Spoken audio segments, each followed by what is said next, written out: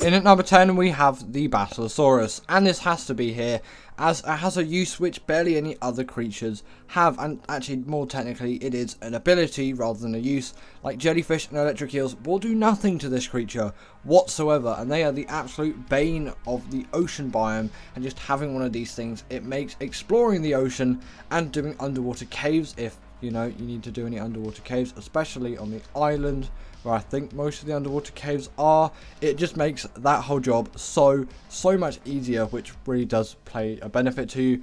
Its only real downside is its kind of depth limit, but you know, you can still go down to those depths. You just have to be wary of the health of your Basilo and all the caves on the island when you're actually in them, not for the entrances for one of them, but when you're actually in the caves, you won't be taking damage due to that depth limit. But overall, I think this is a really great creature and one of the best underwater tames out there for PvE play. Next up, we have got the Snow Owl, and this creature had to be here for so many reasons, and you're probably going to hear me saying that a lot in today's video, but this thing firstly has a glide ability, which plays a huge benefit to all kinds of travel, as with the flyer speed limit, which was introduced like way back, I think 2017, 2018 odd, flyers are now nowhere near as fast as they used to be because you can't get them up, and they might even be fast just from the get-go when you tame them, and they could get levels into speed. Nowadays that just doesn't happen, and you need to rely on abilities like the gliding ability to actually give you some really great speed out of a flyer, and in the case of the Snow, you do have that gliding ability which plays to huge benefit for this creature, but it also has a huge wealth of other abilities which make it quite a great PvP tame.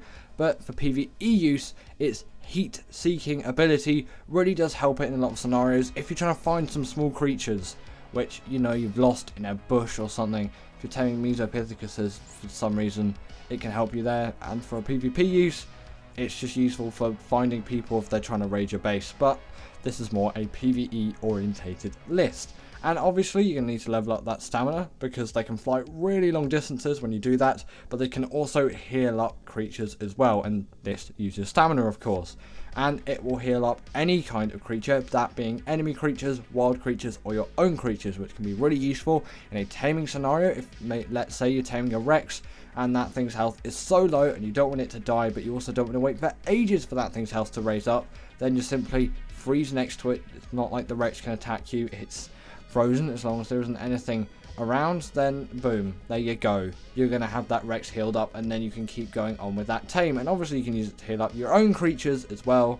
That's going to be extremely useful, just, you know, for general healing of your own creatures. Next up, we got the Mwing, and this creature had to be here as it is pretty much the best traveling mount out there. The capabilities of travel on this creature are absolutely insane, and it is pretty much the fastest travel mount which you can get, and it really isn't very difficult to tame. You can just tame it with a couple of signposts and some trank arrows. Obviously you can't deal torpor with signposts, that's just to trap it in there. Obviously you can use the net gun as well, and this side was unlocked at level 19, which is really early on, and it plays a huge benefit. Obviously it is an extremely fast traveling mount, but also, because I know some PvE players out there are really, like, I'm trying to think of the word for it, I've just had a mind blank. They're really enthusiastic breeders, let's say, not in a such context, that actually sounds kind of weird now.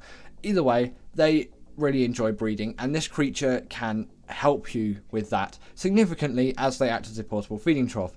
Although the animation is a little bit, I might say, disturbing in some ways, but you know, you'll get around it and you'll get used to it at some point. And on top of that, they can also gather berries as well with a belly flop ability, which kind of actually, it looks really cute, but it also does play a great benefit. Just shove as many abilities into a creature as you possibly can. In at number 7, we got the Theory, and this creature had to be here partly because it is one of the most accessible creatures in Ark, and also because its saddle is unlocked at level 69. Nice. Now, the reason why I say the Theory is such a accessible creature is this thing spawns on the island, so it pretty much means everyone out there can get one of these things. And obviously with their perfect saddle level, it really does play a huge benefit. Sorry about that, just general, I ate food before this. Either way, the thing is, with the Theory, they are insanely great at gathering all kinds of wood thatch, fiber, meat, and hide. Chitin and keratin also work too. These things can gather just such a wide variety of such useful resources. I know I said such twice there, but I really do need to emphasize this. They are one of the best, if not the best gatherer on the island, and one of the best gatherers which you can possibly think of for PvE use, and especially kind of looking into boss fights as well, this does play a huge role and a massive amount of benefit in that area of the game as well. And obviously that's going to be extremely useful to you as a PvE player. You're going to want to finish the maps, and this theory can help you with that, especially on the island. Again, most people actually are probably going to be playing on the island, especially if they're first starting out. And I know there is quite a lot of you viewing this video right now, as I get loads of comments about new beginners. This thing is great for the dragon boss fight. The only thing to be wary of is it can't use meat to heal up as quickly, but you can always use something like a Daedon, or if you have the expense for it, sweet vegetable cake. Next up, we got the Baryonyx, and if caves are your thing, then this is going to be one of your go-to creatures out there. The Baryonyx is by far the best caving creature accessible on the island, and pretty much the best which you can find in the game. And especially before cryopods came out, it was pretty much like your only option for caves. Now you can bring in some larger creatures because obviously cryopods exist, like I said, but also they're great in underwater caves as well due to a special ability they have when in the water, which will stun creatures up to the size of a megalodon. And you'll see that in the B-roll a bit later, and the way you do that on PC is right click, or just whatever the second attack is for you on a dinosaur if you're playing on console or even mobile if that's around. I actually checked recently and I couldn't find it. It may have been discontinued after ASA, but if there's any mobile players out there, if there even are any left, if that even exists anymore, then comment down below, as I do want to know the situation on that thing. And as you can see here, this is what the spin attack looks like. It's pretty self-explanatory. You get bubble effects and then the thing spins, and then as you can see here, the Megalodon's frozen, and that is why it's really useful for obviously caving. And the reason why it is so good for caving is it pretty much fits into any cave on the island apart from the artifact of the Skylord, and it has a very decent amount of health, stamina, speed, and melee damage. Next up, we got the RG in at number 5. Don't know why I did both there, but at least you know we're kind of halfway through now. And this creature is one of those where it has been out for ages and everyone knows what it is unless you've never played Ark before. But if you haven't been living under a rock for about 8.5 years since Ark's existence, you'll probably know what the Argentavis is. And if you've been around for long enough, you'll know what the older model of this thing looks like before this one actually came out with the whole big kind of sort of remastering in 2018, I think it was. Either way, this is your go-to creature for doing any kind of travel. Really, it is a great travel man. Obviously, the Mwing has more speed, but this thing has more weight and can do more damage and can pick up a wealth of creatures. I'm pretty sure the Mwing can't really pick up creatures. Yes, it can pick up babies of any size, baby gigas, baby brontos, all of that, but picking up some other creatures. This thing can even pick up 2 creatures at once. It can pick up one in its beak and some in its claws. Although, I've never actually really done that because I'm not sure of the bindings. I could, but I don't really need to carry a dodo in the beak of this thing when carrying an Anki or a Dodic in its claws.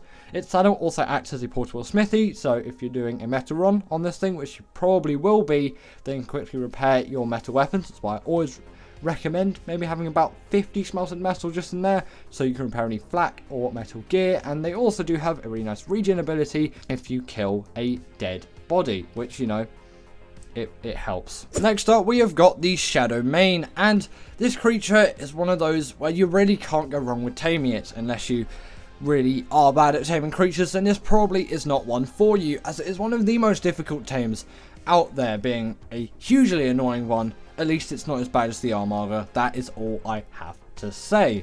But the thing is, with this creature, once tamed, if you can get over that massive hurdle, I just recommend getting the highest level male and female. Don't even go for low levels. Highest level male and female, and then just breed them. Then you don't need to tame anymore. That's just my strategy. Some people may think otherwise. What do you think? Comment that down below.